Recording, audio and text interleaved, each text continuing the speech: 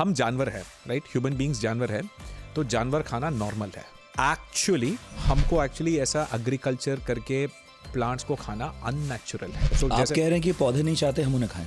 हाँ, ये एक्चुअली अगर आप रामायण में देखोगे ना, मांसोदना करके राइस और मीट का लेयर करके सीता ने भी कुक किया, जंगल में छोड़ दिया, कुछ नहीं आपके खाना, राइट? आप क्या खाओगे? नॉर्मली बच्चे बोलेंगे कि मैं वो फ्रूट देखूंगा, वो फ्रूट खाऊंगा। नहीं खाना चाहिए। ये नहीं कि आपको साउथ ईस्ट एशिया जाना है, वहाँ पे वो कीड़े या इंसेक्ट को खाते हैं। इंडिया में भी खाते हैं। तमिलनाडु में आप अगर साउथ तमिलनाडु में जाओगे, रेनी सीजन में वो जो लाइट के साथ वो जो एक विंग टर्माइट आता है ना, हाँ। वो डेलिकेसी है। सबसे कॉमेडी चीज होती है वीगन। इंडिया में जितना माल नरिशमेंट है, राइट, कंप्लीटली इम्प्रैक्टिकल है, राइट?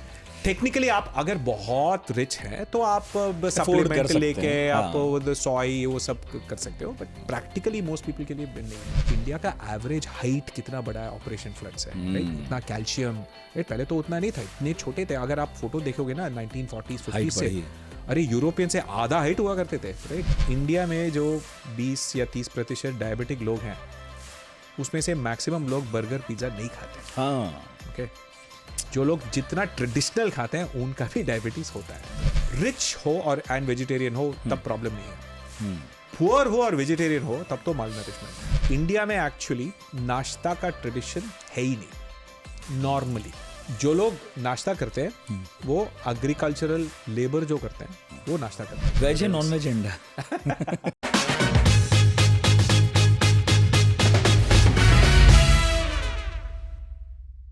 पढ़ाकू नितिन में हम सभी टॉपिक्स कवर करते हैं, खूब कोशिश करते हैं कि जिस पर बात ना हुई उस पर बात करें। और एक टॉपिक है जो मेरे दिल के बहुत करीब है, लेकिन पॉडकास्ट में मुझे याद नहीं आता कि हमने 160-162 एपिसोड्स में कभी बात की उस पर। आज करेंगे। एक किताब पिछले साल मेरे हाथ में आई थी और मुझे धीरे धीरे पढ़ रहा था, और फिर अचानक मालूम चला कि जो लेखक महोदय हैं वो शहर में ही हैं, तो हमने सोचा न्योता दे ही दें। किताब का नाम है मसाला लैब, वक्त निकाल के आए हैं कृष अशोक।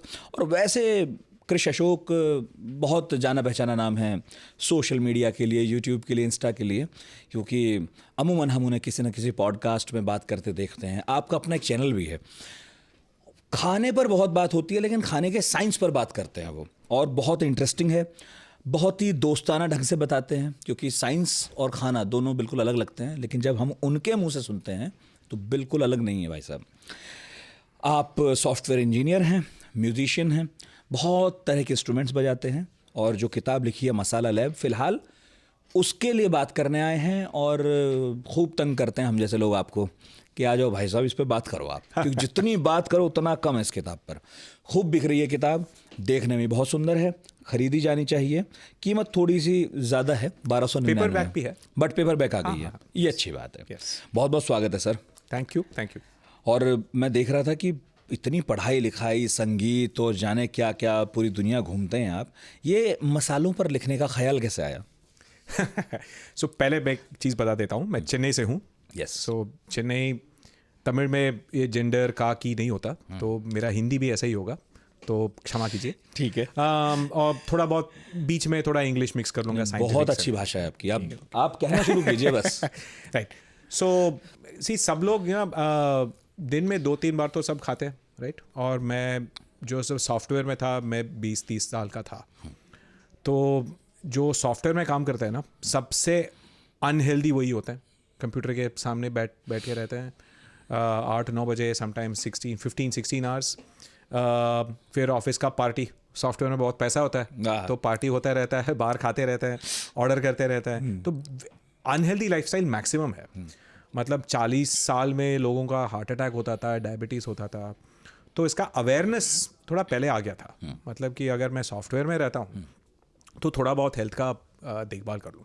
तो उसमें इंजीनियर का फर्स्ट प्रिंसिपल है कि सबसे सिंपल सी चीज़ कौन सी है, मैक्सिमम हेल्थ इम्पैक्ट होती है खाने, राइट? मतलब अगर आप घर पे खाना बनाते हो तो सबसे बेस्ट रहता है, क्योंकि रेस्टोरेंट का खाने में 3 टाइम्स ज़्यादा कैलोरीज होते हैं, ज़्यादा तेल होता है, तो घर पे जितना ज़्यादा बनाओ बेस्ट रहता है। बट लेकिन घर पे खाना बनाने का बहुत टाइम लगता है, राइट? तो उसका भी ऑप्टिमाइज़ करना है। सॉफ्टवेयर है ना, तो उसका कितना टाइम कम कर सकते हैं, फ्रिज को कैसा यूज़ कर सकते हैं, माइक्रोवेव को कैसा यूज़ कर सकते हैं। तो इसीलिए ये सब थोड़ा रिसर्च करके ये बुक कोविड के टाइम पे क्यों ऑफिस तो जाना नहीं पड़ा, तो कम्यूट 4 घंटा तो बच गया। तो घर पे बैठ के हर दिन एक 3000 वर्ड का टारगेट रख के 6 वीक्स में वो आई रोट द बुक।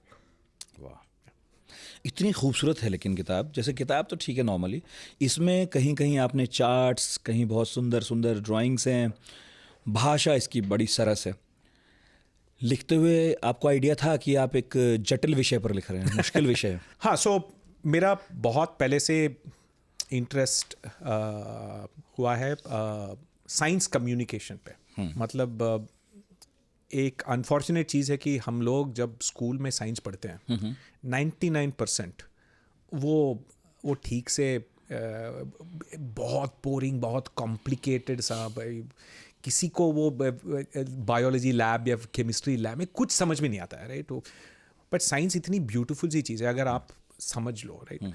और एक विजुअल चीज़ है, मतलब हम बस टेक्स्ट बुक पढ़ते रहते हैं, अगर आपका विजुअल इंट्यूशन है तो उससे बहुत बेस्ट रहता है। तो मेरा यही मानना है कि आप फर्स्ट प्रिंसिपल से किसी चीज़ को एक्सप्लेन करो, राइट। जो जब मैं बुक लिखा था, एक मेरे एडिटर ने एक चैलेंज दी थी कि आप जो लिखते हो साइंस, आपका सब एडिटर होंगे आर्ट्स ग्रेजुएट जो साइंस को बिल्कुल नफरत करती है, मतलब स्कूल में इतना फेल होके साइंस कंप्लीट डिसलाइक, राइट।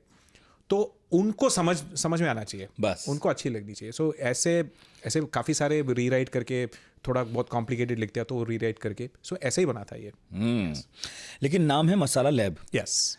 मसाला होता क्या है दरअसल? किसे कहते हैं? या मसाला एक बहुत यूनिक इंडियन टर्म है जो एक्चुअली एटिमोलॉजिकली, मतलब वो जो एक्चुअल वर्ड है वो पर्शियन या मिडल ईस्ट से आता है। उसका मतलब होता है कि मिक्स ऑफ स्पाइसेस, मतलब इंडिया में सबसे ज़्यादा स्पाइस का यूज़ होता है, राइट। स्पाइस जो होती है जैसे धनिया, जीरा, काली जीरा, राइट, इलायची, काली मिर्च हो गई, काली मिर्च, लौंग हो गई, राइट। और वैसे वो ड्राई स्पाइसेस है, मतलब लहसुन, प्याज, वो भी स्पाइसी है, मिर्च, ये सब भी वो फ्रेश स्पाइसेस, राइट। सबसे ज़्यादा यूज़ होता है इंडिया में। और भारतीय क्विजीन, कुकिंग का प्राइमरी फार्मूला होता है तेल और खड़े मसाले, उससे फ्लेवर बनता है, राइट। मैं जब बुक रिसर्च किया तो मैं 2 लाख रेसिपीज़ इंटरनेट से डाउनलोड करके जो थोड़ा पाइथन कोड लिख के एनालाइज किया, तो इसमें ये पता चला कि अगर आप एक बंगाली डिश को लेके उसमें सरसों का तेल या पंचफोरन का जो स्पाइसेस होता है, मतलब वो मेथी, सरसों, ये सब ना, उसको चेंज करके आप कोकोनट ऑयल, नारियल का तेल और करी लीफ, करी पत्ता, लहसुन या जीरा डाल दें तो वो केरला का डिश बन जाता है। हाँ, मसाले का ही फ़र्क है। मसाले का ही फ़र्क है। सो मसाला डिफाइन करता है हर रीजन का क्विजीन। इंडिया में जितना वेरिएशन है कुकिंग में, रीजन्स में, यूरोप से भी ज़्यादा है। यूरोपियन कुकिंग कोई नहीं बोलता ना, फ्रेंच बोलता है, जर्मन बोलता है, लेकिन इंडियन कुकिंग बोलते हैं, राइट। लेकिन जो कश्मीर का जो क्विजीन या फ्लेवर है वो चेट्टीनाड या मलबार से कंप्लीटली अपोजिट है, और नॉर्थ ईस्ट में तो कंप्लीटली डिफरेंट है, राइट। इतना वैरायटी है, और इतना वैरायटी बस मसाले का कॉम्बिनेशन और तेल का चॉइस से बनता है, इससे बदल जाता है। ऐसे बहुत सारे मसाले मैंने देखे जब मैं साउथ में गया, जो बस वहीं हैं, यहाँ हमें देखने को भी नहीं मिलते हैं। तो कुछ मसाले क्या नॉर्थ की तरफ आते ही नहीं हैं? पहले आपको मसाले जो प्लांट्स होते हैं ना, हाँ, स्पाइसेस होते हैं प्लांट के डिफेंस केमिकल्स, राइट। मतलब प्लांट वो कीड़े या इंसेक्ट, माइक्रोब्स, इनको मारने के लिए बनाता है, राइट। और सिंपल सी लॉजिक है, जहाँ पे ज़्यादा गर्मी होती है वहाँ पे ज़्यादा इन्फेक्शंस, ये माइक्रोब्स, ये सब होता है। सो साउथ में ज़्यादा गर्म है तो प्लांट्स ज़्यादा स्पाइसेस प्रोड्यूस करेंगे, और कुछ नहीं है। जहाँ पे जहाँ पे इसीलिए जहाँ पे कोल्ड होता है वहाँ पे स्पाइसेस नहीं होंगे, तो इसीलिए साउथ में आपको ज़्यादा स्पाइसेस मिलेंगे। कुछ स्पाइसेस साउथ में ही ग्रो होंगे, जैसे पेपर, जैसे कार्डमम, नटमेग, ये सब साउथ में ही ग्रो होंगे, क्योंकि उसके लिए ट्रॉपिकल हॉट क्लाइमेट चाहिए होते हैं, क्योंकि वैसे कंडीशंस में ऐसे कीड़े, ऐसे बैक्टीरिया, ऐसे फंगस आते हैं जिसका डिफेंस है ये स्पाइस, राइट। तो जब हम खाने में यूज़ करते हैं ना छोटे अमाउंट में, वो बहुत बेनिफिशियल होता है, एंटीबैक्टीरियल उसका अरोमा होता है, राइट। और बट अगर आप उसको ज़्यादा यूज़ करते हो तो वो पॉइजन बनता है, राइट। ये कॉमन मिसकंसेप्शन है। लोग एक्चुअली इंटरनेट में आप पानी में इतना टर्मरिक डाल के पी लो, राइट, इसमें इतना अदरक डाल के पी लो, एक लिमिट के बियॉन्ड वो पॉइजन ही है और कुछ नहीं है, राइट। तो आपको केयरफुली कर। किस हद तक नुकसान कर सकता है अगर हमने हल्दी ज़्यादा खा ली या ये सब? तो लिवर डैमेज यूजुअली नॉर्मली क्या होता है कि जब आप प्लांट्स जिसको आपको ज़्यादा नहीं खाना है जब आप खाते हो, राइट, वो लिवर डैमेज करता है, क्योंकि लिवर वो चीज़ होता है आपका बॉडी का डिटॉक्स। एक कॉमन सी चीज़ है, लोग बोलते हैं कि डिटॉक्स पानी पियो, ऐसा कुछ नहीं है। ये दो ही चीज़ डिटॉक्स करते हैं, किडनी और लिवर मैक्सिमम, राइट। आपका खाना न्यूट्रिएंट स्प्लिट होके ब्लड में आने से पहले लिवर फिल्टर करता है, राइट। तो आप अगर ऐसे चीज़ एक्स्ट्रा खा लिया तो लिवर का स्ट्रेस हो जाता है। सो इसीलिए आपको नॉर्मल जितना खाना है, जो ट्रेडिशनली वो प्रैक्टिस से आया है, उतना खाओ। ऐसे नॉर्मली इंटरनेट में रील में देखे हाँ इसको खाओ आपका वेट वजन कम हो जाएगा, ऐसा कुछ नहीं होगा। बस लिवर डैमेज होगा। लिवर डैमेज होने से आपको खाना नहीं खा सकते, उससे वजन कम होगा। तो ऐसे ओवरऑल देखा जाए तो मसाले वैसे सेहत के लिए हानिकारक ही ज़्यादा होते हैं? एक्सेस अमाउंट में, छोटे अमाउंट में बहुत बेनिफिशियल है, क्योंकि वो एंटीऑक्सीडेंट होते हैं। इन मसालों के चक्कर में अंग्रेज आ गए देश में, बताइए। हाँ, सारे कॉलोनियल एंटरप्राइज तो इसी के बारे में।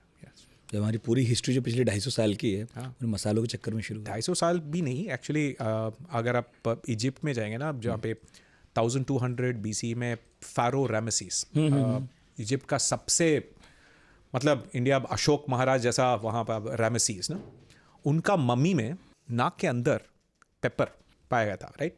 वो पेपर कहाँ से आता है? पेपर बस केरला से ही आता है। मतलब 3200 ईयर्स बैक केरला से एक्सपोर्ट होता था। हाँ, हमारे व्यापार का मसाला। हाँ, रोमन टाइम्स में होता था, राइट। या मैं कहीं पढ़ रहा था, हमें भी किसी ने सवाल भेजा था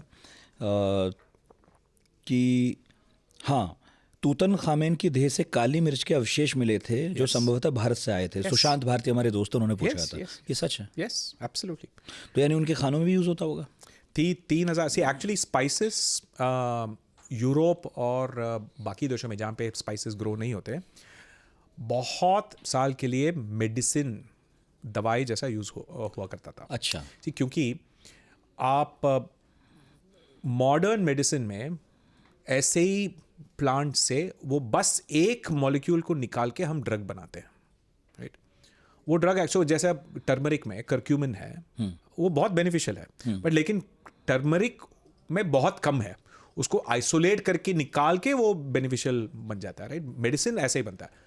पहले तो ऐसे लेबोरेटरी नहीं थी, तो पूरा स्पाइसी खाते थे, राइट। मतलब जैसे अपना बुखार हो गया तो अदरक, राइट। छोटे मोटे वो जो एंटीऑक्सीडेंट, जो एक्टिव केमिकल्स हैं, उसका इफेक्ट हुआ करता था। जैसे जनरल ट्रेडिशनल मेडिसिन जैसे आयुर्वेद में वो ऑब्जर्व करके कि ऐसे प्लांट, ऐसे हर्ब, ऐसे स्पाइसेस से मेडिसिन बन सकता है, राइट, छोटे अमाउंट में। वही लॉजिक है। इसीलिए यूरोप इन सब में इसीलिए प्रेशियस था। बहुत रिच लोग एक्चुअली उसको खाने के लिए यूज़ करते थे। नॉर्मल लोग एक्चुअली स्पाइसेस मेडिसिन के लिए यूज़ करते थे। जैसे यूरोप में प्लेग हुआ था ना 15th सेंचुरी में, 50% पॉपुलेशन मर गया था ना उस समय। वो प्लेग का एक ही मतलब दवाई था, ये इंडिया से जो स्पाइसेस, ये पेपर, ये सब यूज़ करते थे। और काली मिर्च जैसे मसाले मैंने सुना इसलिए भी यूज़ होते थे क्योंकि जो ठंडे प्रदेश हैं, जो यूरोप वगैरह में, उन्हें अपने खाने को अगर स्टोर करना है, वो ख़राब ना हो, तो इसलिए भी बहुत सारा इंपोर्ट किया जाता था और इसलिए बहुत महंगी थी। यस, बहुत महंगी थी। इंडिया में भी आप देखोगे ना, फ्रिज तो आया था बस 20th सेंचुरी में ना।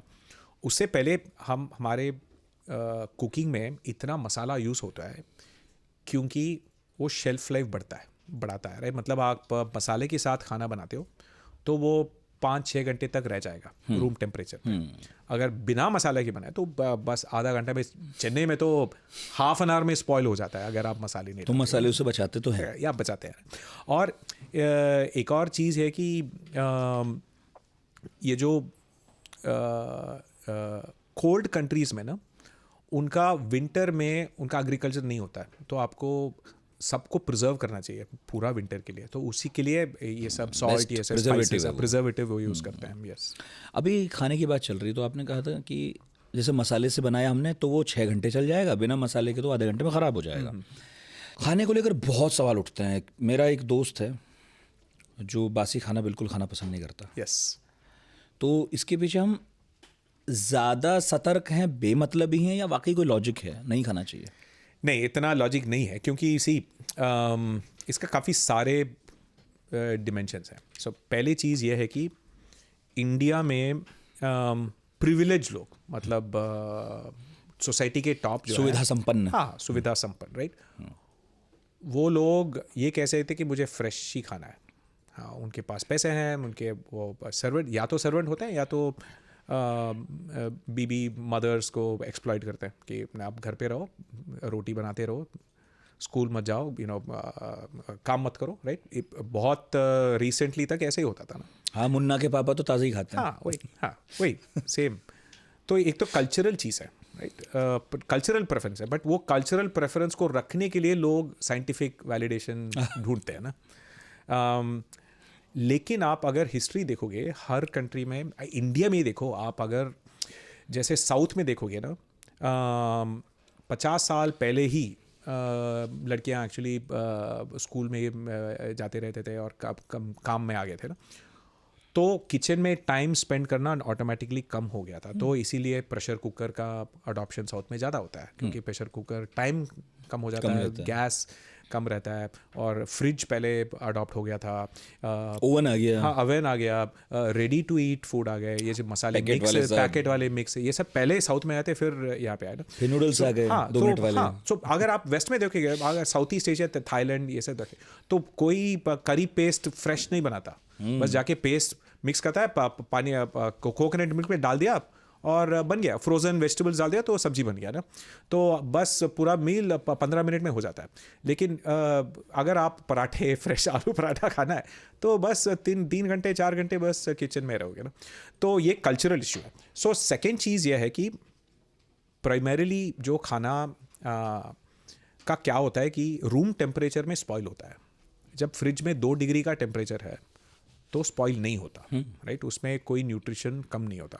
ऑफ कोर्स 7-10 दिन के लिए रखोगे तो ऑब्वियसली कम हो गया, ऑक्सीडेशन हो जाता है, उसमें बैक्टीरियल कंटामिनेशन हो जाता है, राइट।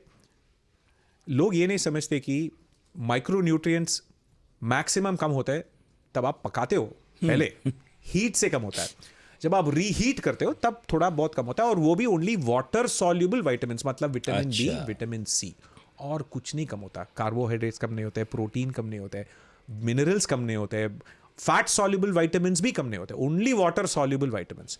तो अगर आप फ्रिज में दाल बना के अगले दिन खा रहे हो तो आप नींबू स्क्वीज कर लो तो विटामिन सी आ गया, राइट, सिंपल सी बात है, राइट। अगर उसको छोड़ के अरे मेरे को फ्रेश ही खाना तो मैं ऑर्डर करूंगा, तो आप रेस्टोरेंट से ऑर्डर करोगे, उसमें इतना तेल आएगा और उसमें 700 कैलोरी का एक्स्ट्रा होगा, और वो तेल भी रीयूज हुआ होगा, तो आप बस आपका हेल्थ डैमेज कर रहे हो ना। तो आप फ्रिज को यूज करने से सबका हेल्थ बढ़ता है, उसको ये लोग समझते नहीं है, राइट। सो एक्चुअली हेल्थ का पहला फैक्टर है कन्वीनियंस। अगर आप मुश्किल बना दिया ना, नहीं इसको नहीं खाना, इसको फ्रेश खाना, इसको ये खाना, जितना आप मुश्किल बनाते हो आप फॉलो नहीं करोगे। डाइट जब काम करता है जब आप उसको फॉलो कर सकते हो, राइट, प्रैक्टिकल चीज। डाइट चार्ट तो बहुत अच्छा है, इतना कॉम्प्लिकेटेड है कि फॉलो ही नहीं हो रहा है, 2 दिन चला। हाँ, बस एवोकाडो ही खाना है और ये खाना है, केल खाना है, ब्रोकोली खाना है। अरे गोभी और ब्रोकोली में न्यूट्रिशन का कोई डिफरेंस नहीं है, गोभी खा लो, सेम फैमिली है। अभी आप साउथ ईस्ट एशिया की बात कर रहे थे तो मुझे ध्यान आया कि अभी बहुत सारे ब्लॉगर ना वहाँ जाते हैं, फूड ब्लॉगर, यस, और हम जो देख नहीं सकते तब वो दिखाते हैं कि देखिए कीड़े मकोड़े खाए जा रहे हैं, कॉकरोचेस खाए जा रहे हैं, सब हो रहा है। तो उनका भी ये स्वाद का मामला ज़्यादा है या उनके लिए वो पौष्टिक ज़्यादा है? हमें भी अपनाना चाहिए क्या? क्या सोचते हैं आप? तो पहली चीज़ ना, काफ़ी सारे इंडियंस को इंडिया में ही जितना डिवर्सिटी है उसको नहीं पता है, राइट? ये नहीं कि आपको साउथ ईस्ट एशिया जाना है, वहाँ पे वो कीड़े या इंसेक्ट को खाते हैं, इंडिया में भी खाते हैं। तमिलनाडु में आप अगर साउथ तमिलनाडु में जाओगे, रेनी सीजन में वो जो लाइट के साथ वो जो एक विंग टर्माइट आता है ना, हाँ। वो डेलिकेसी है। अच्छा। वो उसको आसान है, एक नेट डालो, फिर पकड़ो, फिर तिल की तेल में फ्राई करके, वो आपका मसाला पीनट से बहुत टेस्टी है, राइट? 100% प्रोटीन है। मैं जो डर के भागता था उससे, उसे पकड़े खाया जा सकता है। हाँ, बहुत टेस्टी है। आप मसाला पीनट से टेस्टी है, राइट?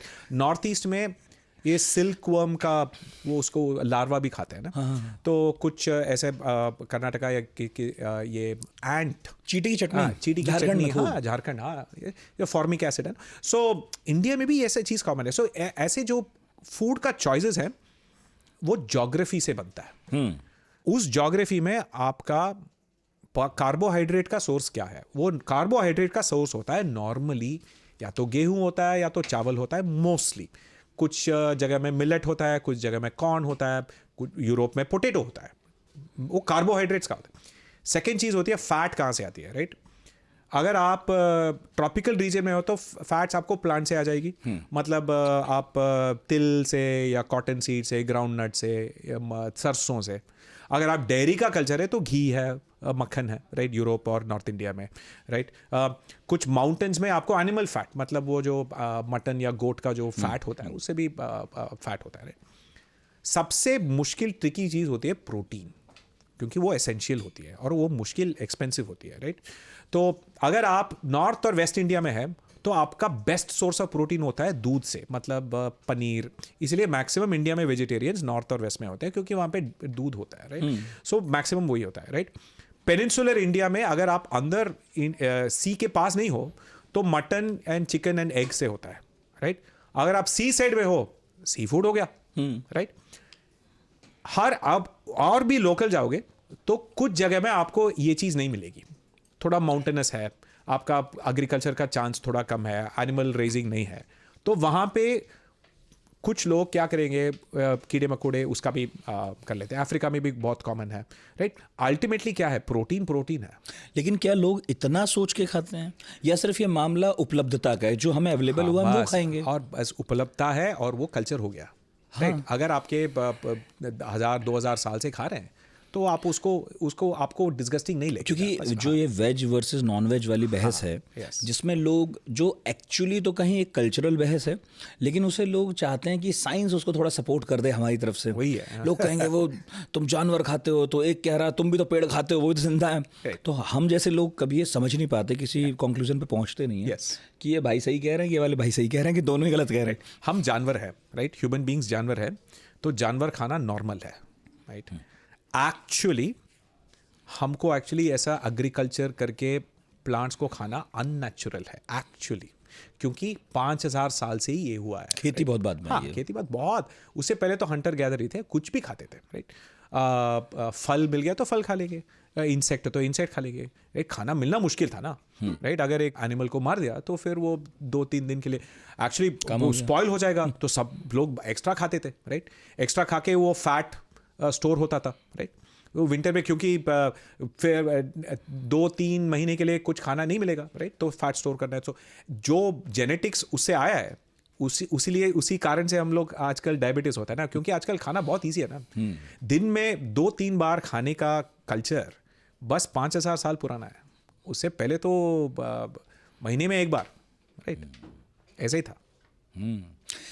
अच्छा, मुझे नहीं पता, आप बताएंगे बेहतर। Yes. कुछ लोगों का ये कहना है, जब हम इस बहस में पढ़ते हैं वेज नॉन वेज की, कि देखिए इंसान नॉन वेज खाने के लिए इसलिए नहीं बना क्योंकि देखिए हमारे पास वैसे दांत नहीं है, वैसा हमारा पाचन तंत्र नहीं है। Yes. तो ये दिखाता है कि नेचर ने हमको नॉन वेज के लिए तो नहीं तैयार किया था। हाँ। ये किस हद तक ठीक है? एक्चुअली हम ये सही चीज़ है। सो इसको कहते हैं ना, हर्बीवोर होता है, Yes. जिसका पूरा बॉडी, उसका 3 स्टमक होता है, क्योंकि प्लांट से न्यूट्रिशन एक्स्ट्रा करना बहुत मुश्किल होता है, राइट? जटिल है। प्लांट भी एवोल्यूशन किया है ना, कि प्लांट को ऐसे नहीं कि मुझे खाओ, राइट? वो भी 3 बिलियन साल से फाइट करके जेनेटिकली चेंज करके सेल्यूलोज बना के हेमी सेल्यूलोज, जो बहुत मुश्किल है डाइजेस्ट करना, राइट? उसी के लिए गाय या ये बकरा, ये सब 3 स्टमक होता है, उसको 72 आवर्स के लिए डाइजेस्ट करके फर्मेंट करके उसको उससे न्यूट्रिशन ले आता है। So, आप कह रहे हैं कि पौधे नहीं चाहते हम उन्हें खाएं? हाँ वही, राइट? ऐसे सी ठीक। खाना होता है, ऑल फूड इज डेथ। या तो प्लांट मरता है या तो जानवर मरता है, कोई तो जाएगा। हाँ, कोई तो जाएगा। श्रृंखला ही ऐसी है। हाँ, ऐसा ही है, राइट? ऐसी 2 ही चीज़ें हैं जिसमें डायरेक्ट मौत नहीं होती। एक तो दूध, एक हनी, जिससे कैलोरीज भी मिलते हैं और कोई मरा नहीं, राइट? उसमें एक्चुअली दूध बेहतर है क्योंकि उसे कंप्लीट फूड है, मतलब हनी बस शुगर है। यस। ओके, जो जितना सुपर फूड बोलते हैं बस शुगर है, राइट? सो अगर आप हर्बीवोर है तो अगर आप देखोगे ना, एक राइनोसरस गेंडा, राइट, उसको जितना हम एक फ्रेंच फ्राइज पैकेट से मिलता है, 2 टन का घास खाता है वो, दिन भर खाना चाहिए, तब वो 95% गोबर होता है, राइट? रिसेंटली एक कहानी पढ़ा था कि जो एलिफेंट्स जो मिलेट रागी के फील्ड के आके खाते हैं, 70-80% रागी गोबर में आ जाता है, डाइजेस्ट ही कर नहीं पाते, राइट? तो उनका डाइजेशन कंप्लीटली अलग है। 3 स्टमक होता है, तो ह्यूमंस में 3 स्टमक नहीं होता। तो पहली चीज ये है कि हम लोग हर्बीवोर नहीं है। सेकेंड चीज, अगर आप शेर को देखोगे तो उनका टीथ का स्ट्रक्चर डिफरेंट होता है, राइट? और उनका स्टमक का जो एसिड लेवल वो सब बहुत डिफरेंट होता है, राइट? तो इसमें यही पता चलता है कि जो जनरली मंकी फैमिली जो है, जो हम है, राइट? मंकी फैमिली ओमनीवोर होता है। ओमनीवोर मतलब जो भी मिल जाए खा लो, राइट? दोनों का अडेप्टेशन है हम लोग, बट हम लोग घास नहीं खा सकते, वो बिल्कुल डाइजेस्ट नहीं कर सकते जैसे गाय कर सकता है, राइट? बट ऐसे भी नहीं है कि हम बस मीट ही खाएंगे। बट लेकिन एक सिचुएशन बताता हूँ मैं जो स्कूल में जब मैं वो फूड साइंस का क्लास लेता हूँ तो मैं पूछता हूँ, अगर आप जंगल में वो आपको जंगल में छोड़ दिया, कुछ नहीं आपके खाना, राइट? आप क्या खाओगे? नॉर्मली बच्चे बोलेंगे कि मैं वो फ्रूट देखूंगा, वो फ्रूट खाऊंगा। नहीं खाना चाहिए, मर जाओगे, क्योंकि 100 पौधे हैं जो हमने लास्ट 5000 ईयर्स में एग्रीकल्चरल में जेनेटिकली मॉडिफाई करके हम खा सकते हैं। जो नॉर्मल प्लांट है बिल्कुल कंप्लीटली पॉइजन होता है, बिल्कुल कंप्लीटली इनडाइजेस्टेबल। इनफैक्ट कई ऐसे पौधे हैं जब उन्हें खतरा महसूस होता है कि वो खाए जाने वाले हैं तो वो जहरीले हो जाते हैं। हाँ, तब तक नहीं होते, लेकिन अगले सेकंड से वो प्रोसेस शुरू कर देते हैं। वो उसका इतना एवोल्यूशन है, तो इसलिए अगर आपको नहीं मालूम है कि कौन सा खाना है कौन सा नहीं, और आप जंगल में जाकर रैंडम कुछ खा लोगे, हाँ, टोटल जो, इसीलिए अगर आपको बचना है तो आपको इंसेक्ट्स ही खाना है। जो भी इंसेक्ट खाओ, जो भी एक छोटा सा एक रैट या रैबिट यो खाओ, कुछ नहीं होगा, क्योंकि आप पूरा मीट पे सर्वाइव कर सकते हो, पूरा प्लांट पे सर्वाइव नहीं कर सकते हो, राइट? जो इंडिया में लोग फॉरगेट करते हैं, वेजिटेरियंस जो हैं उनके डाइट में एक इम्पॉर्टेंट एनिमल सोर्स है मिल्क। बिना मिल्क तो पूरा माल न्यूट्रिशन हो जाएगा। इसलिए इंडिया में सबसे कॉमेडी चीज होती है वीगन। इंडिया में जितना माल नरिशमेंट है, राइट, कंप्लीटली इम्प्रैक्टिकल है, राइट? टेक्निकली आप अगर बहुत रिच हैं तो आप सप्लीमेंट लेके आप सोई वो सब कर सकते हो, बट प्रैक्टिकली मोस्ट पीपल के लिए नहीं है। तो animal source of protein essential होता है। तो इसीलिए यही मानना है कि ये सब कल्चरल चीज है। से ऐसा नहीं है कि आप वेजिटेरियन नहीं रह सकते हो। इंडिया में इतना रिच वेजिटेरियन कल्चर है, और अब तो कोई भी सब्जी कहीं पहुंच जाती है। तो आपकी चॉइस पे है, आपकी चॉइस पे है। ऑफेंड होने की कोई जरूरत नहीं है, ऑफेंड होने की बात नहीं है, बड़ा छोटा नहीं है इसमें, कोई पवित्र का खेल नहीं है, राइट? से इंडिया में और जैसे कल्चरल रिलीजियस टैबूज होते हैं, वो भी ज्योग्राफी के हिसाब से ही होता है। मतलब जहाँ पे डेयरी कल्चर है वहाँ पे गाय मारने का वो एक्सेप्ट नहीं होता, राइट? जहाँ पे डेयरी कल्चर नहीं है वहाँ पे गाय मीट के लिए यूज़ होता है, राइट? ऐसा कुछ चीज़ नहीं है, राइट? इसमें एक इंटरेस्टिंग कॉन्ट्रोवर्शियल सी चीज़ बताता हूँ। लाइक काफ़ी सारे लोग समटाइम्स चाइना या कोरिया में कुत्ते को खाते हैं करके बहुत शौक होता है, राइट? इसका कॉन्टेक्स्ट होता है, लाइक मतलब अगर जब इंसान ने एक गाय को डोमेस्टिकेट करके या बकरा को डोमेस्टिकेट करने मीट के लिए डोमेस्टिकेट किया तो वो खाना है, राइट? जब कुत्ता को डोमेस्टिकेट किया प्रोटेक्शन और फ्रेंडशिप के लिए किया, तब वो खाना नहीं है, उसको नाम देते हैं, उसको ये सब करते हैं, राइट। ऐसे कल्चर्स हैं जहाँ पे कुत्ता को खाने जैसे ही उसको डोमेस्टिकेट किया है, वो कल्चर है। सो इसके अगर आप वर्ल्ड में देखोगे ना, इतना डिवर्सिटी है, तो आप शॉक होने में कोई प्रॉब्लम नहीं है, मतलब है नॉर्मल है। बहुत अगर पहले बार आपको कोई कीड़ा या कॉकरोच खा रहा है तो आपको थोड़ा बहुत डिस्गस्टिंग रहेगा, राइट। बट आपको फिर सोचना चाहिए कि अरे उनका लोकल कल्चर है, राइट, वो नॉर्मल है। और खाने की जो यात्रा है वो बहुत पुरानी है। हाँ। जैसे कुछ हफ्तों पहले मेरे एक दोस्त कह रहे थे कि देखो भाई, इतना ना हमें समझ में आ गया है कि हमारे पुरखों ने लगभग सब कुछ खा के देखा होगा। Yes. हमें लगता है कि हम ये शायद पहली बार खा रहे हैं और इतना सब कुछ नॉनवेज खाने के बाद उन्होंने शायद ये कंक्लूजन निकाला होगा कि देखो बकरा मुर्गा ही ठीक है। यस, तो इसलिए वो एक्सेसिव खाया जाता है, बाकी सब कभी कभार। और मछली तटीय मामलों में जहाँ समुद्र है उन्हें मछली ठीक लगती होगी। हाँ, क्योंकि एक मछली का एक इंटरेस्टिंग सा स्टोरी है, राइट।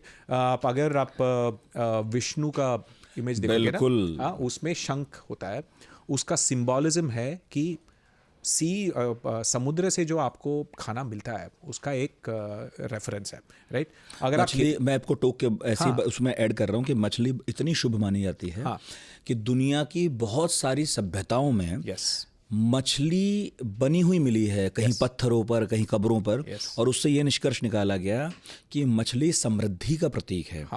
और वो ऐसी जगहों पर ही बनी मिली है जहां समुद्र नहीं था। यस, और ऐसे इंडस वैली में काफी इनलैंड में भी मछली के बोन्स मिले, मतलब वो एक्चुअली ट्रांसपोर्ट हुआ करता था, राइट। सो एक और चीज़ है कि अगर आप फार्मिंग करते हो, खेती बाड़ी करते हो, तो उसके लिए बहुत ह्यूमन लेबर लगता है, बहुत मुश्किल है। आपको प्लोइंग करनी है, पर सीड, फिर बहुत लेबर लगता है, उसको प्रोसेस करना है, और बहुत सारे जीव मार देते हैं। हाँ, मारना है। यही चीज़ ना, अगर एक मुर्गा खाते हो, एक मुर्गा मरता है। अगर आप चावल खाते हो, कितने सारे जानवर मरने पड़ते हैं ना, कोई गणना नहीं है उसकी। राइट, इनडायरेक्ट है ना। तो यही बात है कि बट लेकिन समुद्र ना कुछ काम नहीं है। एक बोट ले जाओ, एक नेट डालो, फ्री में खाना, हर रोज खाना, और कुछ नहीं करना, वो अपने आप वो मल्टीप्लाई होता रहता है। ऑफ कोर्स आजकल बहुत ज़्यादा ओवरफिश कर रहे हैं, उसका भी प्रॉब्लम है, बट इसीलिए हर सोसाइटी में सी फूड का बहुत महत्व होता है। रिलीजियस रेफरेंस विष्णु का वो शंख जो होता है वो उसी का सेलिब्रेशन में है, मतलब वो सी का बाउंटी, मतलब जैसा हर बंगाल में भी बोलता है ना कि the fruit of the sea, right. या हाँ, तो कुल मिला के यही है कि कल्चर से आती है चीज़ें, एक यात्रा से चीज़ें चली आ रही हैं। किसी पर कोई ये नहीं है कि हम 2 कदम किसी से ऊपर हैं, 2 स्टेप ऊपर है, कोई 2 स्टेप नीचे है। जिसको जो जैसा मिलता है वैसा खाता है। अच्छा, लेकिन एक चीज़ ध्यान में आ रही है मेरे, जब हम छोटे थे ना, तो टेलीविज़न पर अंडों का विज्ञापन खूब आता था। संडे हो या मंडे, रोज खाओ अंडे। और मैंने बाद में ध्यान दिया कि सरकारी फंड से वो ऐड चल रहे हैं। वो क्या दौर था, क्यों ऐसा हुआ, अब तो नहीं दिखता। ऐसा था कि एक्चुअली अगर आप 1970s में देखोगे कि वर्गीस कुरियन ऑपरेशन फ्लड, उसका प्राइमरी गोल था कि इंडिया में दुनिया का 1/3 गाय, कैटल, मतलब भैंस और गाय इंडिया में है। इतना लेके फिर भी मिल्क प्रोडक्शन बहुत कम था, क्योंकि मिल्क लोकल हुआ करता था, वेस्ट हुआ करता था, मतलब इतना कलेक्ट ही नहीं करते थे, राइट। तो ये कोऑपरेटिव सोसाइटी बना के हर 2 विलेज में एक कोल्ड स्टोरेज बना के दूध को कलेक्ट करके होमोजेनाइज, पैस्चराइज करके फिर सिटी को करना। इस पर एक फिल्म भी बनी थी, गिरीश कार्नाड की मंथन। हाँ, राइट। और इससे एक्चुअली लोगों को पता नहीं चलता कि इंडिया का एवरेज हाइट कितना बड़ा है ऑपरेशन फ्लड से, राइट। उतना कैल्शियम, राइट, पहले तो उतना नहीं था, इतने छोटे थे। अगर आप फोटो देखोगे ना 1940s 50s से, अरे यूरोपियन से आधा हाइट हुआ करते थे, राइट। इतने छोटे हुआ करते थे। अरे मैं ग्रेट ग्रैंडफादर के फोटो उतने छोटे, मतलब हमारी हाइट बढ़ी है, हमारी उम्र भी बढ़ी है, हाइट भी बढ़ी है, राइट। तो वो तो ऑपरेशन फ्लड था।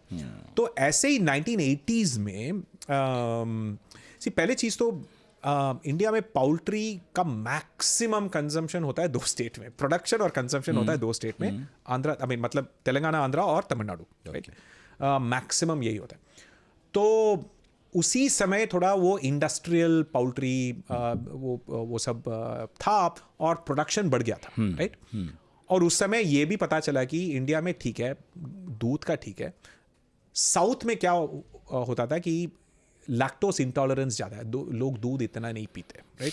सो उनका प्रोटीन कंजम्पशन बढ़ाने के लिए ये आइडिया था, ठीक है, अंडे next best source, right, south के लिए। तो नेशनल एग कोऑर्डिनेशन कमिटी बनके they actually started promoting egg, वही करते थे, राइट? बिकॉज इतना पाउल्ट्री था तो एग्स पहले वेस्ट होते थे, हाँ, वेस्ट होते थे, राइट? तो वो उसको प्रमोट करके एग कंजम्पशन को पॉपुलराइज, उसके बाद पूरे भारत में खपत बढ़ी इसकी। हाँ, अच्छा। अगेन उससे भी काफ़ी, अगर आप 90s 80s का उसके बाद देखोगे ना, अगेन काफ़ी सारे प्रोटीन माल नरिशमेंट कम हुआ है। फिर भी इंटरेस्टिंग सी चीज़ है कि इंडिया में अभी भी 80% लोग प्रोटीन कम खा रहे हैं, 80% प्रोटीन माल नरिश्ड। तो मतलब खाते हैं बट काफ़ी नहीं है। नहीं, मुझे अभी कुछ साल पहले का एक आंकड़ा याद आया, गुजरात का था इनफैक्ट। उसमें ये कहा गया था कि अगर आप रुपये पैसों के हिसाब से देखिए तो गुजरात बहुत ऊपर खड़ा है, यस, लेकिन वहाँ मल न्यूट्रिशन ज़बरदस्त है और महिलाओं में बहुत ज़्यादा है। यस। सो एक्चुअली उसका काफ़ी सारे चीज़, कल्चरल चीज़ भी है, लाइक गुजरात में वेजिटेरियनिज्म ज़्यादा है। तो अगर आप रिच हो और एंड वेजिटेरियन हो तब प्रॉब्लम नहीं है। पुअर हो और वेजिटेरियन हो तब तो माल नरिशमेंट है, आपको प्रोटीन मिलेगा नहीं, राइट? आप तो इतना कितना दाल खाओगे? दाल तो एक्सपेंसिव है, चावल ही खाओगे या गेहूं ही खाओगे ना। सो उनके लिए क्या होता है कि मैं एक चीज़ और, आप अगर सोचेंगे ना, इंडिया में इंडस्ट्रियल मीट प्रोडक्शन नहीं होता है, नहीं होता, बहुत कम होता है, राइट? लोगों का एनिमल प्रोटीन होता है, विलेज में लेबरर्स होते हैं, उनका घर में 1-2 गाय होता है, एक गाय होता है या मुर्गी, बकरा, राइट? वो अपने आप रिप्रोड्यूस करके वो चलते रहेंगे और हफ्ते में एक को मार के वो एनिमल प्रोटीन हो जाता है। अगर आप उसका प्रोटीन का कॉस्ट देखोगे तो ज़ीरो है। वो मुर्गी क्या खाता है? उनको कुछ खाना नहीं है, वो पूरा घूम के वो खा लेगा, वेस्ट को खा लेगा, राइट? और वो बकरा वो घास खा के, राइट? सो ये एनिमल हस्बेंड्री होता है एग्रीकल्चरल वेस्ट को एनिमल प्रोटीन को कन्वर्ट करने के लिए, right? इसी एनिमल हस्बेंड्री इसीलिए बना है, राइट? ऐसा स्मॉल स्केल, राइट? तो प्रॉब्लम ये होता है कि जब हम वन सिटी में आते हैं तो नेचुरली ये एक्सेस नहीं होता है। तब आप दाल का कॉस्ट 100 रुपये होता है किलो, लेकिन वो अंडे का कॉस्ट 0 होता है विलेज में, राइट? सिटी में अंडे और मुर्गे का कॉस्ट एक्सपेंसिव होता है। लेकिन अगर आप कुछ स्टेट में देखोगे ना, कुछ टाइम पे तमिलनाडु में चिकन का कॉस्ट पनीर से कम होता है, राइट? प्रोडक्शन इतना ज़्यादा है, राइट? तो इसीलिए एक्चुअली इंडिया में काफ़ी सारे एक और इंटरेस्टिंग चीज़ है कि जिस स्टेट में स्कूल में मिड डे मील्स, वो बच्चों गवर्नमेंट स्कूल में अंडे देते हैं, उनका average height, stunting, cognitive impairment, deficiency कम होता है। कुछ स्टेट में रिलीजियस रीजंस के लिए अंडे नहीं देते, right? मतलब जो अंडे खा रहे हैं उनका बेहतर है, राइट? अंडे एक्चुअली जितना लोग सुपर फूड कहते हैं ना, अंडा एक सुपर फूड है। इतना प्रोटीन, 6 ग्राम प्रोटीन, और वो योक में इतना फैट सॉल्युबल विटामिन। वेज है नॉन वेज अंडा? एक्चुअली वेज है, राइट? क्योंकि अगर आप गाय से दूध लेते हो, राइट, उसको वेज बोलते हो, राइट? मुर्गी से अंडा तो वेज है। कुछ लोग बोलेंगे नहीं उससे एक बच्चा बनेगा, नहीं बनेगा, है वो तो नहीं बनेगा। अगर फर्टिलाइज है तो बनेगा, तब बनेगा। सो नॉर्मली जो होता है, राइट? सो यही है कि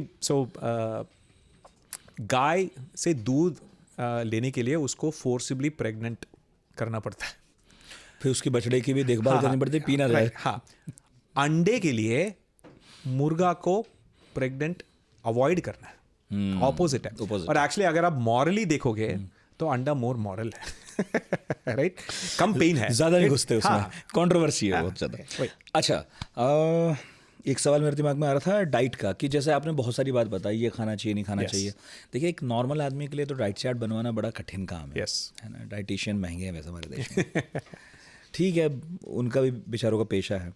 तो उन लोगों के लिए क्या सलाह है आपकी जो डाइटिशियन के पास नहीं जाते, लेकिन कि ठीक है एक बैलेंस डाइट लेना चाहते हैं? राइट।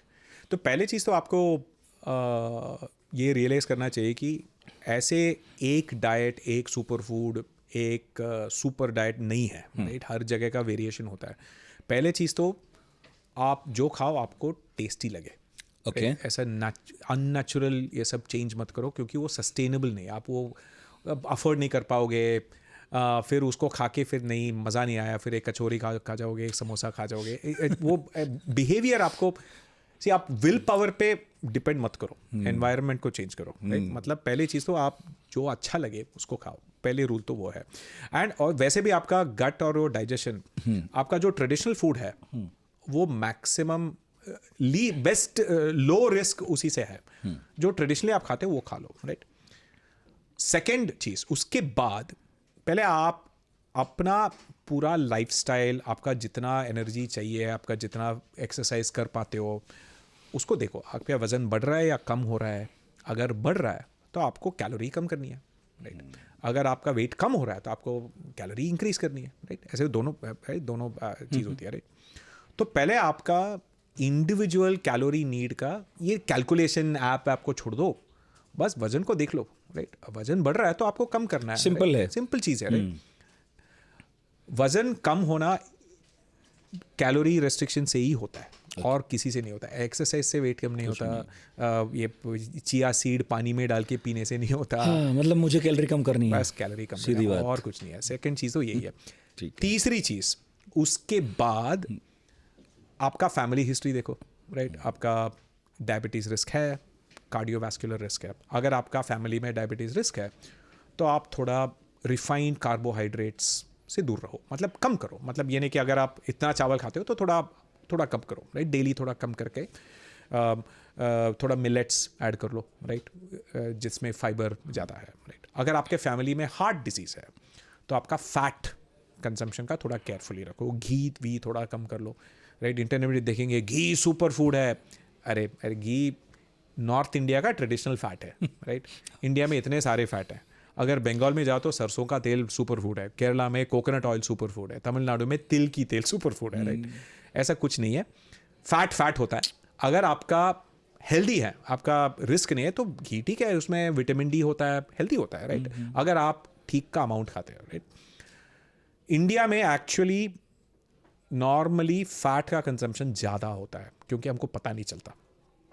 ये अमेरिकन हार्ट एसोसिएशन बोलता है कि हर महीने में एक इंसान आधा लीटर तेल खाना चाहिए, आधा। उसको सिंपल सा बताता हूँ, एक दिन में 1 टेबल स्पून, बस 1 टेबल स्पून बस। बस। अब आप सोचो कितना बिस्कुट खाते हो, बिस्कुट में इतना ऑयल होता है, राइट। हर चीज़ में ऑयल होता है, आपको पता भी नहीं चलता। तो हर शाम समोसे पकोड़े खाए जा रहे हैं हमारे यहाँ तो। और फिर इतना तड़का में इतना तेल डाल दिया, उसके बाद आप दाल तड़का, हाँ, फिर दाल में मजा नहीं दाल आता, मखनी जब दूसरी बार गर्म होती है ना तो फिर ऐसे नहीं खाई जाती वो। सो अपना फैट का कंजम्पशन बहुत ज़्यादा होता है, तो उसका भी ख्याल रखो। इसमें सिंपल सी चीज़ है, अनकॉन्ट्रोवर्शियल है, प्रोटीन बढ़ाओ। उससे इंडिया में पर कैपिटा प्रोटीन कंजम्पशन बहुत कम होता है।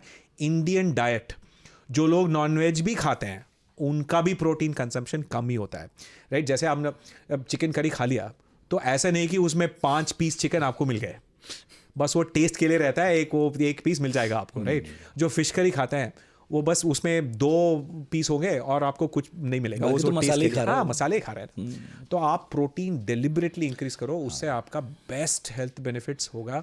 मतलब अगर या कोई किसी को डॉक्टर नहीं जाना है, एक यूनिवर्सल एडवाइस देना है, प्रोटीन बढ़ाओ, बस, राइट। एक ही कंडीशन है, मतलब अगर आपका कोई स्पेसिफिक किडनी प्रॉब्लम है, ये सब है, तो प्रोटीन बहुत बढ़ाने से प्रॉब्लम हो सकता है, यूरिक एसिड, प्यूरिन प्रॉब्लम हो सकता है, मतलब। बट जनरली एवरेज हेल्थी लोग जो हैं, इंडियन डाइट में प्रोटीन कम ही होता है। तो आप डिलिबरेटली उसको बढ़ाओ, कार्बोहाइड्रेट कम करो, फैट कम करो, प्रोटीन बढ़ाओ, और सब्जियां खाओ। सब्जी मतलब आलू सब्जी नहीं है, हरी सब्जी हरी सब्जी, राइट। मतलब टमाटर, ये वाकई सही बात है, हरी हाँ, सब्जी खाने से फायदा होता है। हाँ, ठीक।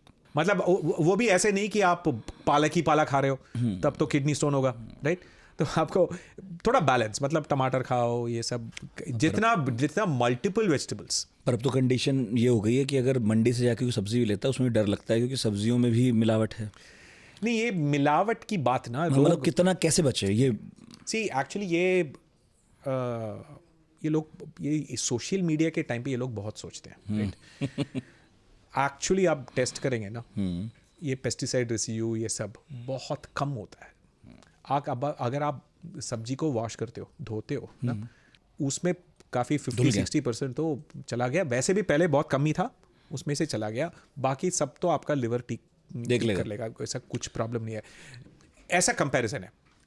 आइडियल में आप सब चीज़ ऑर्गेनिक होनी चाहिए, पेस्टिसाइड नहीं रहनी चाहिए, राइट। आइडियल में ये सब ठीक है। ऐसी दुनिया लाएं कहाँ से? नहीं, राइट। हाँ, अगर आप उसके वजह से आप सब्जी नहीं खा रहे हो, उसका जो डैमेज है वो बहुत ज़्यादा है, राइट। आप सब्जी खा लो, थोड़ा बहुत पेस्टिसाइड फिर भी ठीक है, सब्जी खा रहे हो वो अच्छा है।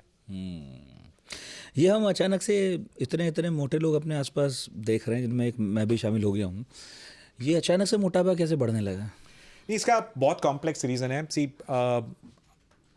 पहले एक कॉमन मिसकंसेप्शन है कि बस इंडियंस ना ये वो बर्गर पास्ता ये वेस्ट का खाना खा के मोटे हो गए, पिज़्ज़ा खा के मोटे हो गए, डायबिटीज़ वहीं से आ रहा है। बस अपना दाल खाओ, दाल रोटी चावल खाओ, तब कुछ नहीं होगा। मेरे दादी माँ को देखो, दादा को देखो, कितने 90 ईयर्स के तक थे, हेल्दी थे, कुछ प्रॉब्लम नहीं था। इसमें एक ही प्रॉब्लम है कि इंडिया में जो 20 या 30% डायबिटिक लोग हैं, उसमें से मैक्सिमम लोग बर्गर पिज़्ज़ा नहीं खाते। हाँ, okay.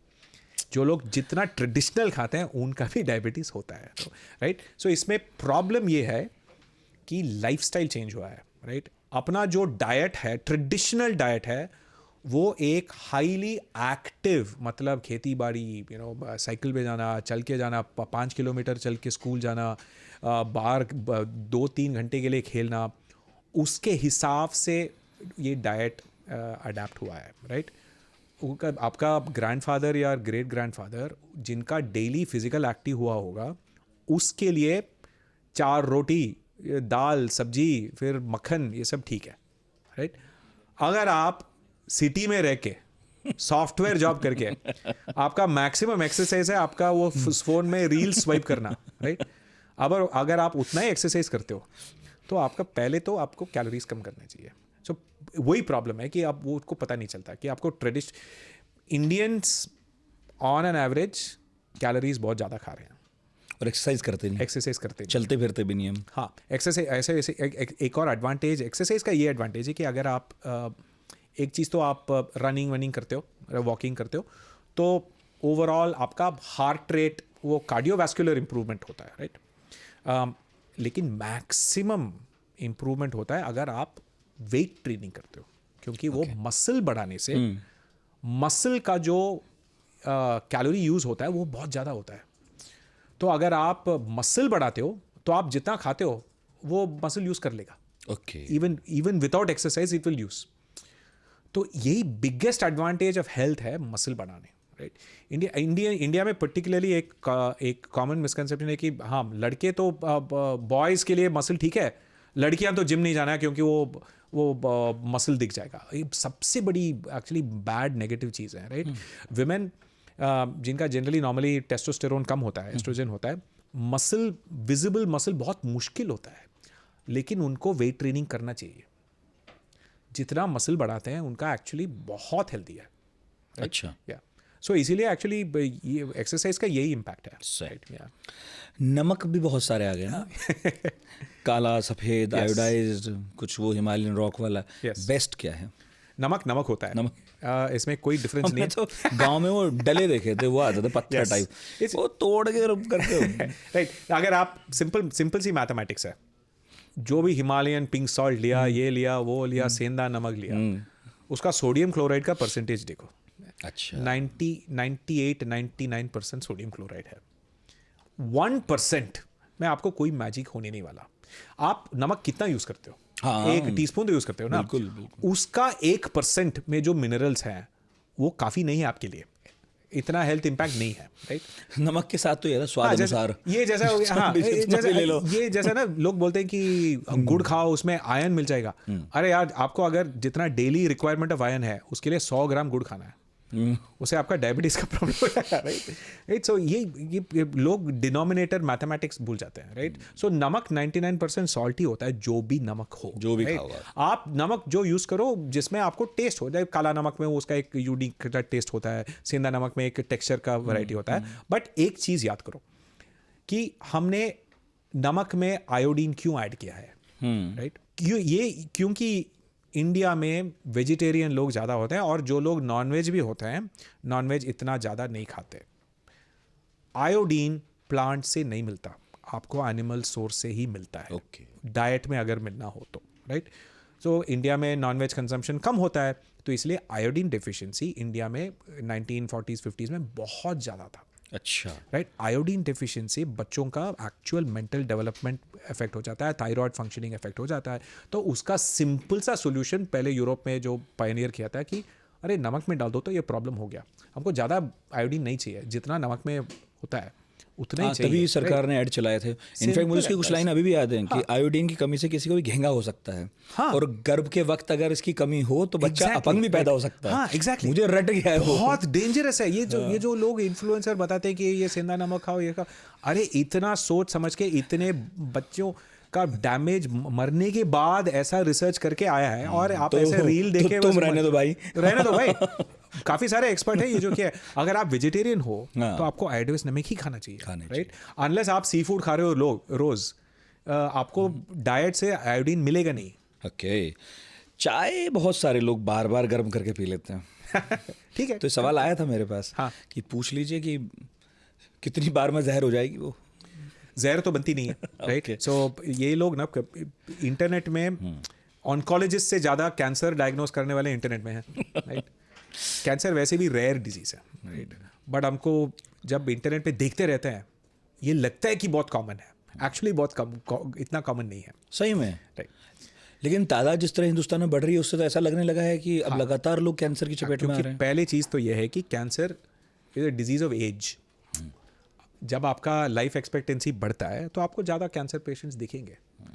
The longer you live, eventually किसी एरिया का कैंसर हो ही जाएगा। अगर आप 75 ईयर्स के ऊपर हो, right, good 3/4 chance prostate cancer तो हो ही जाएगा इवेंचुअली, राइट? तो सी कैंसर एक्चुअली सेल डिवीजन का प्रॉब्लम है, राइट? और उसका क्यों होता है वो हमें नहीं पता अभी, नहीं पता। और काफ़ी सारे डिफरेंट कैंसर्स होते हैं, सबका अलग अलग सी चीज़ होती है, राइट?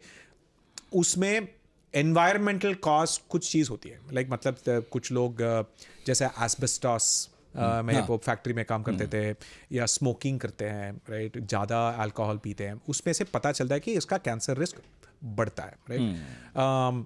लेकिन इन सब का कोई एविडेंस नहीं है और इससे कुछ नहीं होगा, राइट? आप चाय हीट करके पी लो, रीहीट करके पी लो, कुछ नहीं होगा। अवन में नहीं करता कुछ नहीं होगा। अवन में भी करते रहो, कुछ नहीं होता। नहीं, सो माइक्रोवेव, पहले तो माइक्रोवेव रेडिएशन नॉन आयोनाइजिंग, मतलब आप अगर स्कूल का क्लास 7 का टेक्स्ट बुक देखोगे ना, उसमें इलेक्ट्रोमैग्नेटिक स्पेक्ट्रम होता है, उसमें एक लाइन होता है, इसके बाद अल्ट्रावायलेट के बाद ionizing, ultraviolet, x ray, gamma rays, इससे कैंसर होता है। बिल्कुल। इंडिया में ये इन्फ्लुएंसर की वजह से लोग बिना सनस्क्रीन डाल के धूप में जाते हैं, जहाँ पे एक्चुअली कैंसर होने का रिस्क है, और माइक्रोवेव में चाय को हीट नहीं करेंगे, जो एक्चुअली नॉन आयोनाइजिंग है, राइट? माइक्रोवेव आपका सेलफोन में भी यूज होता है। हाँ। सो और आप बता रहे थे कहीं कि वो जो दिल में पड़ता है स्टंट, हाँ, सो नॉन स्टिक वो नॉन स्टिक ही है। उस पर भी बहुत सारी बात आती हैं कि ये बर्तन कौन से आइडियल है, इसमें खाना बनाएं या परोसे, नॉन स्टिकी क्या करें? सी एक क्या है कि प्रायोरिटी लिस्ट है, लाइक आप कितना खाते हो, सबसे टॉप प्रायोरिटी है कितना कैलोरीज खाते हो, उसके बाद उसका बैलेंस क्या है, काफ़ी सारे न्यूट्रिएंट्स मिल गए, सारे विटामिन मिल गए, सारे प्रोटीन का सही मिल गया, फाइबर मिल गया, सेकंड चीज़ वो है, राइट? और फिर उसको कितना आपको प्रोसेस किया, मतलब थोड़ा अल्ट्रा प्रोसेस कर लिया, थोड़ा ट्रांस फैट्स हो गया, राइट? उसका तीसरा, और ये रिस्क काफ़ी कम होते रहते उसके हायरार्की में। इसमें ये बर्तन का फैक्टर होता ही नहीं है। ओके। ये सब टाइम वेस्ट है। मिट्टी किलो, तांबे किलो, किसी किलो, हाँ, इनका फैक्टर है ही नहीं। ये एक्चुअली मैं क्या कहता रहता हूँ कि नॉलेज है और कंटेंट है। इंटरनेट में आप रील्स देखते हो, वो नॉलेज नहीं है, वो कंटेंट है, राइट? वाह।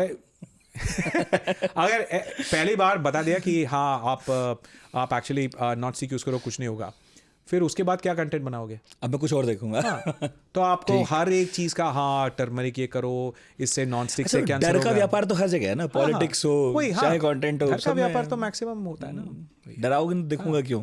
नॉलेज के लिए आपको बुक पढ़नी है, रिसर्च करनी है, तो मेहनत है। बहुत मेहनत है। तो आपको कंटेंट देखो, एंजॉय करो, उसको नॉलेज मत समझो। सही।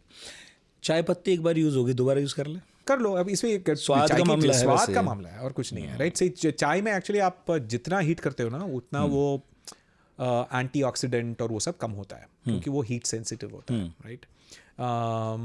वैसे एक्चुअली कुछ बहुत लोगों को नहीं पता कि एक्चुअली आपको कॉफ़ी में टी से ज़्यादा एंटीऑक्सीडेंट होती है, राइट? 3-4 गुना ज़्यादा एंटीऑक्सीडेंट होती है, right? So black coffee studies के हिसाब से सबसे हेल्दी ड्रिंक होती है।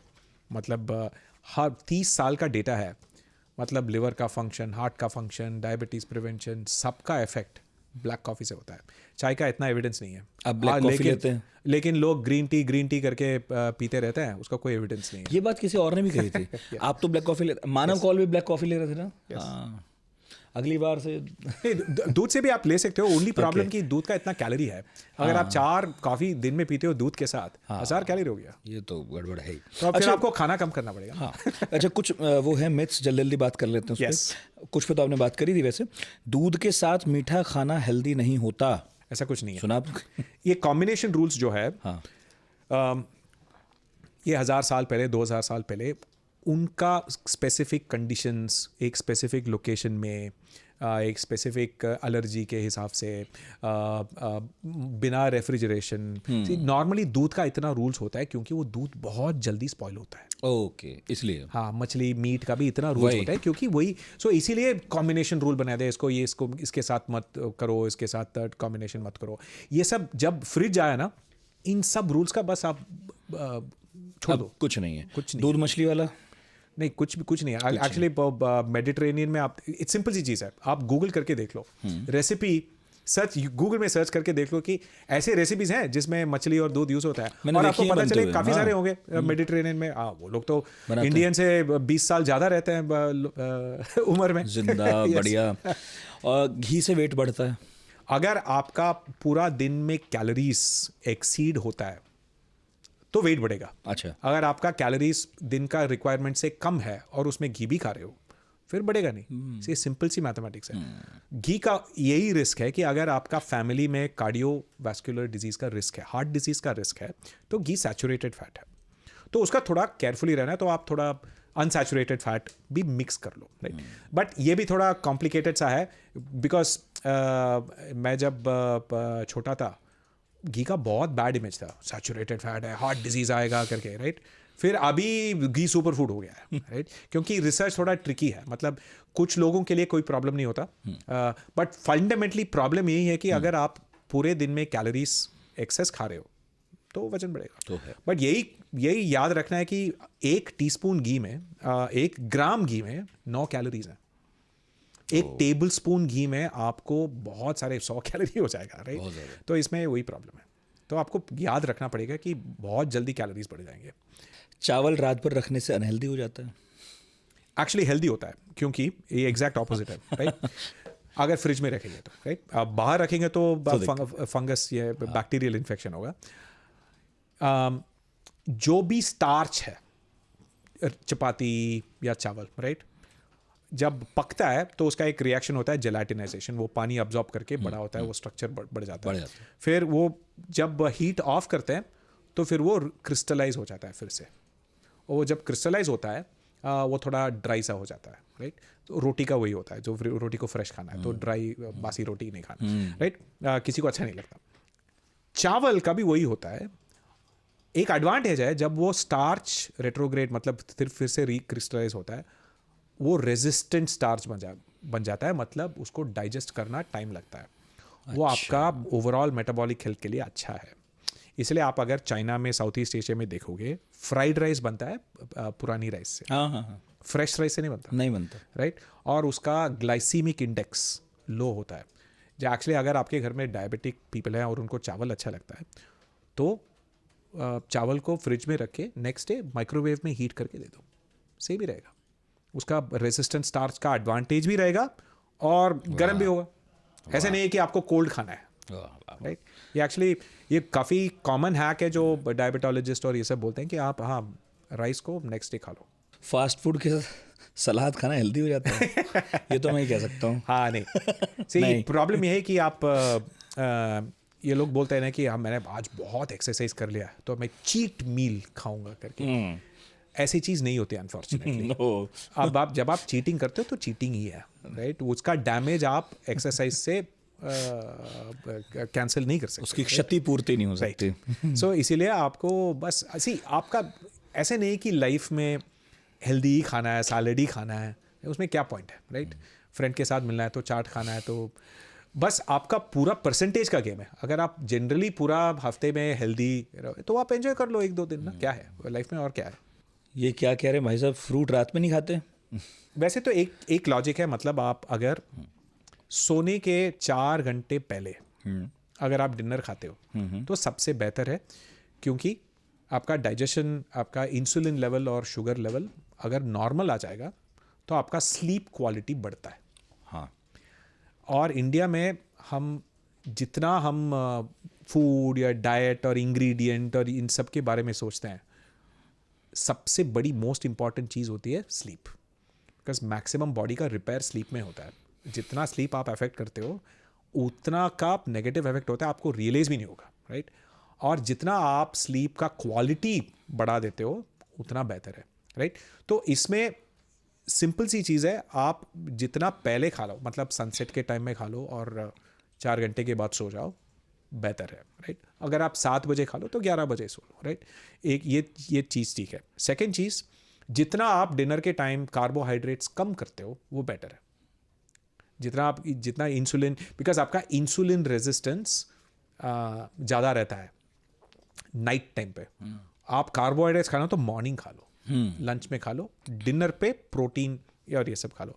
और ये सब चीज़ एक्चुअली इंडियन ट्रेडिशनल डाइट में थोड़ी मुश्किल है। पहले तो इतने वेस्ट से इंडिया में ना मूवी की स्टार है, हीरो है कार्बोहाइड्रेट, सेंटर में होती है रोटी चावल सेंटर में, बाकी सब छोटी छोटी साइड में, राइट।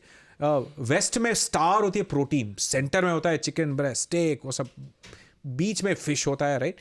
साइड में छोटे छोटे कार्बोहाइड्रेट्स। ये थोड़ा बैलेंस का मामला है ना। वहाँ पे एक्चुअली बहुत टू मच एक्स्ट्रा प्रोटीन है, यहाँ पे कम है, वही प्रॉब्लम है। हाँ, हमारे बहुत लोग कहते हैं देखो हमने दिन में कुछ भी खा लिया हो और हम शाम को कहीं भी खा के आ गए हो, लेकिन जब तक रोटी और चावल नहीं खा लेते ना लगता नहीं खाना खाया है और रात को खा के सोएंगे फिर। माइक्रोवेव वाली बात हो ही गई, जब भी खाना गर्म करते हैं उसका न्यूट्रिशन खत्म हो जाता है, ये भी बात हो गई। दूध और ककड़ी एक साथ नहीं खाना चाहिए। ककड़ी या क्यूकम्बर नहीं, ऐसा कुछ नहीं है। सी एक्चुअली नॉर्मली ये जो दूध के रूल्स जो है, नॉर्मली उसको जैसे कुछ चीज़ होती है जो दूध को फटती है ना, मतलब वो फट जाती है, दूध फट तो कुछ चीज़ होती है जो दूध को, मतलब उसमें कुछ बैक्टीरिया हो सकता है और उसको दूध को स्पॉइल कर सकता है। सो ऐसे पहले जो रूल्स ऑफ थंब जो पहले से आए थे, वो जब रेफ्रिजरेशन नहीं था ये सब ठीक है। और अब आजकल दूध भी पैस्चराइज हो गया है। सही बात है। अब तो दूध भी कितनी तरह का आ रहा है। हाँ, वो भी कुछ मैंने देखा आप ये सलाह देते हैं कि आप भी दूध वैसा पियो जैसा आपको ठीक लगे। इसमें भी बहुत ज़्यादा 3-5 करने की कोई ज़रूरत है नहीं, कुछ करने की ज़रूरत नहीं। सी एक्चुअली इंडिया में सबसे बड़ी चीज़ है, नॉर्थ इंडिया में 70% लोग लैक्टोज टॉलरेंट हैं, मतलब वो हम पीते रहे शुरू से। हाँ, पीते रहे। साउथ इंडिया में 70% लैक्टोज इंटॉलरेंट है, साउथ और ईस्ट में। तो नहीं पीते रहे। वो गाय का वो डेयरी कल्चर नहीं है, डेयरी कल्चर नहीं। सो अगर आपका इंटॉलरेंस है, ये स्पेक्ट्रम होता है, सो उसके वजह से आपका गट का काफ़ी सारा प्रॉब्लम्स हो सकता है। लोग उसको ना डायग्नोज करते हैं किसी और चीज़ से, कॉम्बिनेशन से, और कॉम्बिनेशन ये खा लिया नहीं, एक्चुअली फंडामेंटली लैक्टोज इंटॉलरेंस। ठीक है, राइट। आलू अच्छा सॉरी कुछ कह रहे थे। तो सो इसीलिए एक्चुअली तो पहले तो मिल्क आजकल होमोजेनाइज हो गया है, पैस्चराइज हो गया है, तो इसमें से कोई प्रॉब्लम नहीं है, राइट। सेकेंड चीज़ ये है कि काफ़ी सारे स्टडीज़ बताते हैं कि बच्चों के लिए मिल्क बेनिफिशियल होता है, हाइट बढ़ाने के लिए, सब चीज़ के लिए, सब कॉग्निटिव टेस्ट में, एग्जामिनेशन देने, सब चीज़ में ये no controversy, milk is good for children. Adults के लिए ऐसा कोई एविडेंस नहीं है, मतलब आपको दूध नहीं चाहिए एक्चुअली। आप दही पियो, उससे आपका बेटर रहेगा, लैक्टोज इंटॉलरेंस का नहीं रहेगा, वो फर्मेंटेड है, उसका प्रोबायोटिक का एडवांटेज है। तो अब अगर बच्चा नहीं हो तो आप दही ज़्यादा पियो, दूध का इतना ज़्यादा नहीं चाहिए। दूध बच्चों के लिए छोड़ दो। बच्चों के लिए छोड़ दो, राइट। अंडा तो सबको खाना चाहिए, अगर आप वेज हो तो मत खाओ, बट अगर अंडा तो बहुत हेल्दी है। लोग ये भी सोचते हैं कि वो येलो में फैट होती है, ऐसे कुछ नहीं है, आप पूरा अंडा खाओ। मैक्सिमम न्यूट्रिशन अंडे में येलो में होता है। हमारे जिम ट्रेनर निकलवा देते हैं उसे। मैक्सिमम न्यूट्रिशन वही में होता है, that's the best part of the egg. Okay. आलू खाने से डायबिटीज़ होती है? अगर आपके डाइट में आलू इम्बैलेंस कार्बोहाइड्रेट्स हैं और कार्बोहाइड्रेट्स ही खा रहे हो, एक्सरसाइज नहीं कर रहे हो, और आपका फैमिली हिस्ट्री डायबिटीज़ है, तब हो सकता है। ठीक। छोले भटूरे पराठे खाने से एसिडिटी बढ़ जाती है। तो ये एसिडिटी ना, ये तुमने राजमा में भी देखी है। ये एसिडिटी का एक 2-3 कंडीशन है। इसके बारे में एक डॉक्टर के साथ मैं वीडियो भी बनाया था। एक 2-3 कंडीशन है जो हम नॉर्मली जस्ट कंफ्यूज करके एसिडिटी बोलते रहते हैं, राइट। कुछ लोगों का एक्चुअली एक गैस्ट्रोइसोफेजियल रिफ्लक्स डिजीज़ करके एक होता है। सो उसमें क्या होता है कि आपको स्टमक में अगर एक बैक्टीरियल इन्फेक्शन हो तो उसमें वो जो फ्लैप होता है जो खाने को ब्लॉक करता है स्टमक, राइट, वो खाना फिर पार्शियली डाइजेस्ट होके फिर ऊपर आता है, तब उसका वो बर्निंग सेंसेशन होता है, उसको वो हार्ट बर्न कहते हैं, राइट। तो इसका पहले तो मोस्टली वो बैक्टीरियल इन्फेक्शन होता है, राइट। और बट फिर लोग बोलते हैं कि नहीं ये कॉफ़ी से हुआ है, ये अल्कोहल से हुआ है, ये हुआ है। नहीं, ऐसे नहीं है, एक्चुअली बैक्टीरियल इन्फेक्शन है। सेकेंड चीज़ या क्या होता है कि आप अगर राजमा, चना और ये साबुत दाल ना, उसमें काफ़ी सारा रेसिस्टेंट स्टार्च और अनडाइजेस्टेबल कार्बोहाइड्रेट्स होता है जो आपका गट बैक्टीरिया डाइजेस्ट करता है। जब वो डाइजेस्ट करता है वो गैस छोड़ता है और उसका डिस्कम्फर्ट, कुछ लोगों का बस वो बर्प होता है, वो उससे हो जाता है, कुछ लोगों का बहुत डिस्कम्फर्ट होता है और वो फीलिंग को लोग एसिडिटी बोलते हैं, इसको बोलते हैं। और अच्छा, राइट। और एक और चीज़, आप अगर डीप फ्राइड ज़्यादा खाएंगे ना, तब उसका आपको वो डिस्कम्फर्ट फील हो सकता है कुछ लोगों का। उसी वो छन्ना भटूरा का वही प्रॉब्लम है कि जब आप छन्ना भटूरा स्ट्रीट पे खाते हो ना, भटूरा तो पूरा डीप फ्राइड है और चने में बहुत ऑयल होता है, राइट, वही प्रॉब्लम है। यस, या और कुछ लोगों का एक्चुअली गट में वैसे भी प्रॉब्लम हुआ तो इरिटेबल बाउल सिंड्रोम ये सब हो, तो फिर ऐसे चीज़ उसको इरिटेट करेगा। ये कॉम्प्लेक्स सी चीज़ है, मतलब हर कॉमन सी चीज़ है, आपको डॉक्टर जाके डायग्नोस करके फिर आप चेंज कर लो। वो नॉर्मली साइंटिफिकली क्या करते हैं ना, डॉक्टर कहेंगे कि आप मिल्क को छोड़ के देखो कुछ इंप्रूवमेंट हो रहा है, फिर गेहूं को छोड़ दो, एलिमिनेट करेंगे। आपका ग्लूटेन इनसेंसिटिविटी है, सोय का एलर्जी है, लैक्टोज इंटॉलरेंस है, कुछ 8 चीज़ें, अंडे, तो जो कॉमनली इंटॉलरेंस और एलर्जी होता है 8 चीज़ें होता है, मतलब वो दूध, सोय, मिल्क, श्रिम्प, जो सी क्रस्टेशियन, शेलफिश एलर्जी, ये कॉमन चीज़ होती है। तो 1 by 1 उसको एलिमिनेट करके पता करो कि आपका बॉडी में क्या बेस्ट है, फिर ऐड करो। तो पॉडकास्ट के आखिरी हिस्से में 3-4 जल्दी ज़रूरी सवाल कुछ लोगों ने भेजे थे। उत्कर्ष पूछ रहे हैं, थोड़ा सा हिस्ट्री से जुड़ा है, कि जैसे बनारस में नाश्ता बहुत सुबह मिल जाता है, मतलब कुछ शहरों में कल्चर होता है, आप सोकर उठेंगे, ब्रश कर रहे होंगे, तब तक बनारस में बहुत सारी दुकानें हैवी नाश्ता, कचौरी, सब्जी बनाकर तैयार कर देती हैं। अभी अंकित पीछे से झांक रहा हो, बनारस से है। ऐसा क्यों है? मैं बहुत कम शहरों में रहा हूँ, लेकिन ज़्यादातर के यहाँ 10-11 से पहले ढंग का कुछ पा नहीं सकते खाने को। पोहे की गिनती नहीं कर रहा हूँ मैं। तो मुझे बनारस की सुबह सुबह मिलने वाले नाश्ते के बारे में जानना है। ये रिवाज कब से है, क्यों है, कारण है, हमारी शरीर की कोई ज़रूरत है उस एरिया में, क्या है ये है उत्कर्ष। सो उत्कर्ष, पहले चीज़ तो यह है कि इंडिया में एक्चुअली नाश्ता का ट्रेडिशन है ही नहीं नॉर्मली। जो लोग नाश्ता करते हैं वो एग्रीकल्चरल लेबर जो करते हैं वो नाश्ता करते हैं, क्योंकि उनके लिए कैलोरीज चाहिए होता है, और वो नाश्ता मैक्सिमम कार्बोहाइड्रेट्स होता है। कचौरी होता है, पूरी, राइट, इडली और ये सब, जो डोसा, ये सब वो जो जाके खेती में काम करते हैं उनके लिए डिजाइन हुआ है सुबह। एक्चुअली वो लोग ना लंच नहीं करते, पूरा करके फिर शाम को खाना खाते हैं। बिल्कुल। जो लोग लेबर नहीं करते हैं वो पहला मील 11 बजे या लंच ही करते हैं। एक्चुअली नाश्ते का कल्चर नहीं है। आजकल का प्रॉब्लम ये है कि जो लोग लेबर नहीं करते वो जाके ये नाश्ता खा लेते उनके पास समय है। हैं, समय है, वही प्रॉब्लम है, राइट। सो जहाँ पे जब बनारस में जो ट्रेडिशन है उनके बनारस में हिस्टोरिकली इतना खेती बाड़ी, इतना फर्टाइल लैंड है गंगा के साइड में, तो मेजॉरिटी लोग सुबह उठ के ऐसा जैसे कार्बोहाइड्रेट्स खा के फिर फील्ड में जाके काम करते हैं। आजकल तो कोई कुछ नहीं करता। हाँ, वही प्रॉब्लम। एक और मैं कारण सुन रहा था कभी इस मामले में। हाँ। किसी ने कहा कि वहाँ इतनी पूरी कचौरी बाहर मिल जाती हैं, लोग अपने घरों में नहीं बनाते। तो मैं इसमें ये देख रहा था, किसी ने कहा कि इसका एक बड़ा सांस्कृतिक कारण है। हाँ। कि बनारस में लोग मरने जाते हैं, ऐसी कहावत है कि जो वहाँ मरेगा वो स्वर्ग जाएगा। तो एक बहुत बड़ी संख्या है Yes. जो वहाँ अपने बुढ़ापे में जाती थी रहने के लिए कि अब यहीं प्राण छोड़ दें। उनके साथ कोई ना कोई केयरटेकर जाता था। Yes. अब क्या है कि वहाँ खाने बनाने का ये सब व्यवस्था होनी बड़ी मुश्किल है फिर ऐसे वक्त पे। Yes. तो अमूमन सुबह के समय ऐसी दुकानें लगनी शुरू हो गई, लोगों ने अपने बाहर ही बैठ के बनाना शुरू कर दिया, तो वो बिकने लगा। तो फिर वो एक कल्चर के रूप में आया कि जो वहाँ के रहने वाले भी थे बाहर जाके खाने लगे। तो जो आप कह रहे हैं वो तो है ही, क्योंकि फर्टाइल लैंड है, वहाँ गंगा है, सब कुछ है।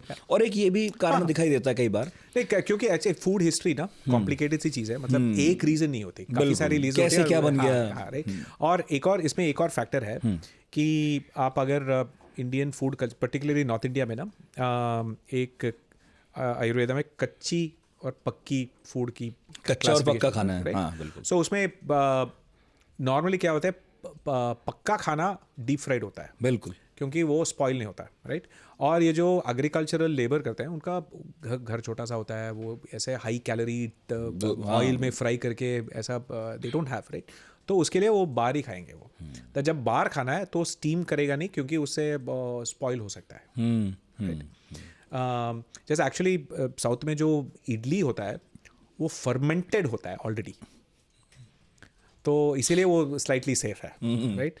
अगर वैसा स्टीम सुबह में मोमो खा लिया तो नहीं होगा, राइट। वो स्टीम, सो फ्राई फूड जो मैक्सिमम कैलोरी होता है, फैट का भी मिल गया, कार्बोहाइड्रेट्स हो गया, और आपको घर में तो बनाना मुश्किल है, तो या बाहर हो गया। राकेश यही पूछ रहे थे इससे जुड़ा हुआ कि सुबह का पहला आहार उठने के कितनी देर बाद लेना चाहिए, क्या लेना चाहिए, कितनी मात्रा में लाभदायक होगा? बाबर पहले चीज़ तो आप ऐसे प्रश्न पूछो ही मत, क्योंकि इन चीज़ों की एक उत्तर नहीं होती, राइट। मतलब हर इंडिविजुअल डिफरेंट होता है।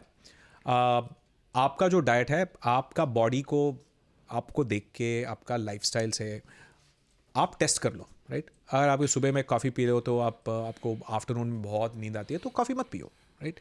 और अगर आपको सुबह ज़्यादा कार्बोहाइड्रेट्स खा लिया तो बस पूरा आफ्टरनून में आप क्रैश हो गया, तो प्रोटीन स्विच कर लो, राइट। तो हर इंडिविजुअल आपका, you listen to your body, शरीर पर बहुत निर्भर करता है ये। आप किसी के देखा देखिए आप डाइट नहीं फॉलो कर सकते। आप रील्स मत देखो, आपकी बॉडी को सुनो पहले, रील ना देखें और फॉलो करें जो आपकी बॉडी अलाउ करती है। Listen to your body, yes, don't listen to influencers. Arpit ने पूछा था कौन है जो थ्योरीज वगैरह चलाता है, कौन कंट्रोल करे, किस पे भरोसा करना चाहिए। तो आप बोल ही रहे हो कि इन्हें मत सुनो, आप अपने डॉक्टर्स की सुनो, अगर इतना ही कॉन्शियस हैं आप फिर, नहीं तो आप खुद को देखते रहो क्या खा के कैसा लग रहा है। ऐसे डॉक्टर्स भी ना एक चीज़ समझ रहे हैं कि डॉक्टर जो है स्पेशलिस्ट होते हैं, राइट। हर डॉक्टर खाने के मामले में एक्सपर्ट नहीं है, नहीं बता सकता, राइट। उनका न्यूट्रिशन का, अनलेस गैस्ट्रोएंट्रोलॉजिस्ट या डायबिटोलॉजिस्ट हो, उन्हीं का न्यूट्रिशन का स्टडी करते हैं, बाकी सब लोग नहीं स्टडी करते हैं। ऐसे भी प्रॉब्लम है, राइट। तो वो क्या, सो सेकेंड चीज़ ये है कि डॉक्टर का एक और बायस होता है कि वो लोग बस जो प्रॉब्लम्स के साथ आते हैं उन्हीं के बारे में पता होता है, पता है, हेल्दी लोगों के बारे में नहीं पता होता है, वो आ नहीं रहे। हाँ, तो उनका जेनेरिक एडवाइस तो वो दे नहीं सकते, बिल्कुल। तो इसीलिए आप जनरली आपकी दादी माँ को सुनो, कम खाओ। तो प्रॉब्लम ये है कि दादी माँ एक्स्ट्रा डाल देगी, अरे जाओ खाओ बेटा, ये खाओ, 2 एक्स्ट्रा खाओ, बस वो से नो, राइट। इंडिया में मैं बोलता हूँ ना, जितना हमारी मम्मी और दादी माँ हॉस्पिटैलिटी करते हैं, आज के ज़माने वो हॉस्पिटैलिटी नहीं है, वो हॉस्पिटल भेजने का काम है, बस इतना खाना नहीं चाहिए आप। बिल्कुल। आखिरी 2 सवाल अनंत पूछते हैं कि अचार को कितने समय के बाद नहीं खाना चाहिए? 15 दिन, महीना भर, 6 महीने? और जब खाना भरपूर उपलब्ध है तब अचार की कोई और उपयोगिता है, मतलब उसका कोई और प्रयोग है, वो हमारा कुछ बढ़ाता घटाता है? नहीं, सी अचार का हिस्टोरिकल रीज़न ये है कि काफ़ी सारे सब्जियां फ्रिज नहीं है तो स्पॉइल हो जाएंगे, जल्दी स्पॉइल हो जाएंगे, राइट। सो अचार बनाने से उसको आप आम को बहुत दिन 6 महीने 1 साल तक रख लिया, राइट।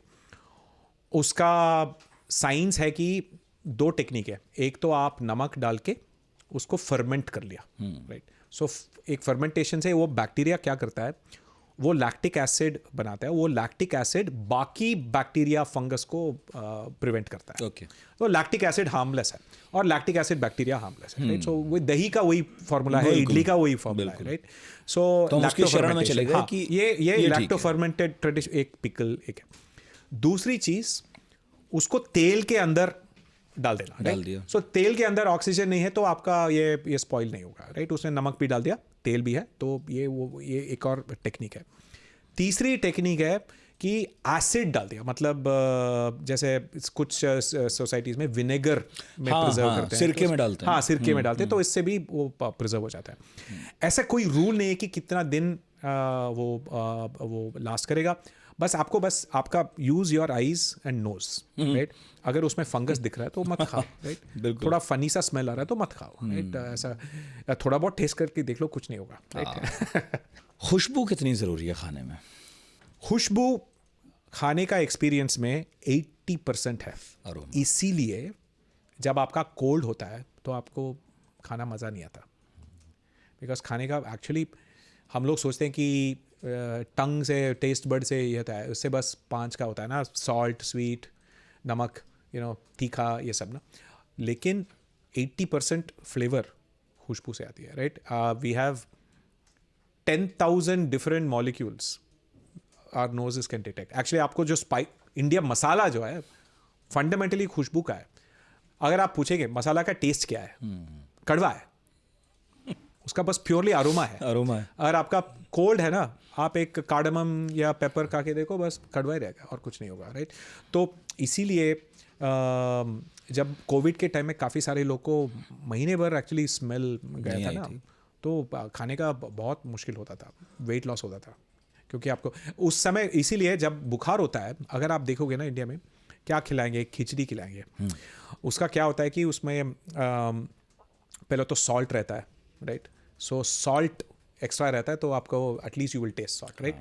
तो समटाइम्स साउथ में जाएंगे तो आप उसका वो मटन सूप खिलाएंगे, राइट, या चिकन सूप खिलाएंगे। उसमें उमामी मतलब ग्लूटामेट्स ज़्यादा होता है, तो जब उमामी एम्पलीफाई करोगे तो आप you can still tolerate lack of smell, right. So इसीलिए नॉर्मली बुखार का जो खाना होता है वो सॉल्टी होता है या तीखा होता है या तो सावर।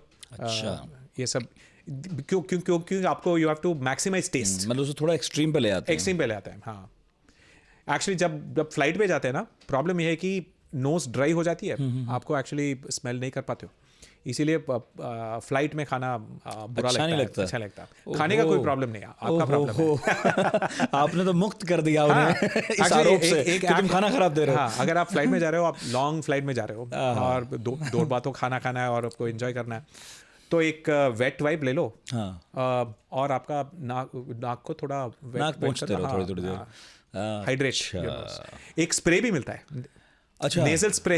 हाँ, उसके साथ कर लो, नेजल स्प्रे कर लो, फिर वो खाना अच्छा रहेगा। और आखिरी सवाल ये, यस, जो आपने अपनी किताब मसाला लैब में पीछे काफ़ी जगह घेरी उसके लिए, यस, ये बिरयानी जो है, हाँ, बहुत आपका बेटा है, यस, है ना, यस, वो भी बिरयानी बहुत पसंद करता है। यस, बहुत शौकीन है। होमवर्क बिरयानी का प्रॉमिस से ही तो बिरयानी को लेके आपने इतना भारी भरकम वर्णन क्यों किया है? सी मेरे को बस पहले चीज़ तो जो फूड के साइंस के हिसाब से जो लिखा है, राइट। पहले तो राइस का कुकिंग से स्टार्ट किया, फिर सब्जी का, फिर मसाले का, फिर तेल का, राइट, फिर मीट का, वेजिटेबल्स का, राइट। तो मैं सोच रहा था कि ऐसा एक डिश है जो सारे कुकिंग टेक्निक तो एक डिश में आपको यूज़ करना है। राइस को आपको परफेक्टली कुक करना चाहिए, मीट को परफेक्टली मैरिनेट करके, स्पाइसेस करेक्ट डाल के, वेजिटेबल्स को कुक करके, सबको मिक्स करके टेम्परेचर करेक्ट रखना है, लेयर करना है। काफ़ी स्किल लगता है बिरयानी बनाने मेरे, तो इसीलिए चूज़ किया कि एक डिश है जो सब टेक्निक का सारी कलाएं चाहिए, सारी कलाएं, हाँ, आपको यूज़ करना है, राइट। पहले रीज़न तो ये। सेकेंड रीज़न, तो मैं ये सोच रहा था कि इंडिया में अगर सबसे कॉमन स्पेशल डिश क्या है जो मैक्सिमम लोग खाते हैं, राइट? उसके लिए क्या किया, सॉफ्टवेयर हूँ, AI हूँ, तो डेटा देखा, राइट? ये सारे स्विगी जोमेटो की डेटा देखोगे ना, इंडिया में सबसे ऑर्डर किया हुआ डिश बिरयानी है, राइट? और हर 50 किलोमीटर में डिफरेंट वैरायटी ऑफ बिरयानी होती है, बिल्कुल यूनिक बिरयानी होती है, बिल्कुल। और एक और चीज़ जो लोग समझते नहीं है कि ये ऐसा डिश नहीं है कि एक रिलीजन से एसोसिएटेड है, नहीं है, राइट? ये एक्चुअली अगर आप रामायण में देखोगे ना, मांसोदना करके राइस और मीट का लेयर करके सीता ने भी कुक किया है, okay? Be controversial, but Valmiki Ramayan में है, राइट? Okay. बिरयानी जैसा डिश बहुत पहले से डिस्क्राइब किया हुआ है, लेकिन काफ़ी सारे इन्फ्लुएंसेस आए। बासमती राइस लेटर यूज़ किया होगा, जैसे सैफरन का लेयरिंग, दम की कुकिंग, साउथ ईस्ट एशिया से कुछ स्पाइसेस, मिडिल ईस्ट से कुछ इन्फ्लुएंसेस, इतने सारे। बिरयानी एक चीज़ है जो इंडिया के सारे local cultural traditions, all external influences सबको मिला के एक डिश, सबको वो बिरयानी समेटे है। हुए है। और न्यूट्रिशनली देखो, हाँ। कि उसमें कार्बोहाइड्रेट है, प्रोटीन है, फैट है। नॉन वेज बिरयानी में, वेज बिरयानी में प्रोटीन नहीं है, बट फिर भी वाह, इसीलिए इसलिए बिरयानी को ठीक ठाक जगह मिली है। Yes. बहुत बहुत शुक्रिया कृष अशोक साहब। और इतनी खूबसूरत किताब है, देखने में भी पढ़ने में भी, और इतने सारे अपने सवाल पूछे, आपने बहुत इत्मीनान से जवाब दिया। ऐसे ही आते रहिए और बहुत सारे मिथ जो हैं उन्हें खारिज करते रहिए। बहुत बहुत शुक्रिया आपका, इतने प्यार से आपने इतने सारे सवालों के जवाब दिए। Thank you so much. Thank you. और रिकमेंडेशन है कि मसाला लैब ज़रूर ढूंढिए, पढ़िए, खोजिए, क्योंकि अभी बहुत सारे फूड ब्लॉगर आ गए हैं, बहुत सारी सलाह हैं, बहुत सारी थेरीज़ हैं, सबको ये जो है एकदम बर्स्ट करती है। और अशोक साहब से हमने इतनी सारी बातें पूछी, मुझे उम्मीद है बहुत सारे सवालों के जवाब आपको मिले होंगे। ये हिंदी में भी ट्रांसलेट हो रही है पहले। अच्छा, नेक्स्ट ईयर। ये तो मैं आग्रह हमेशा करता हूँ लोगों से कि ये ज़रूर करा दीजिए काम। ये बहुत शानदार खुशखबरी है। तो अगर हिंदी में आने ही वाली है तो थोड़ा सा इंतज़ार, और ख़रीदिए ज़रूर इस किताब को और घर में रखिए, क्योंकि ये पहली किताब है जो मैंने पढ़ी जो खाने का विज्ञान बताती है। बहुत बहुत शुक्रिया आपका भी, इतने धैर्य से हमें सुना। और पढ़ाकू नितिन के अगले एपिसोड में गुरुवार फिर हाजिर होंगे। तब तक सब्सक्राइब कर लीजिए, लाइक कर लीजिए, कमेंट कर लीजिए। 1 लाख के बहुत पास हैं हम, अभी नए नए यूट्यूब पे आए थे। Thank you so much.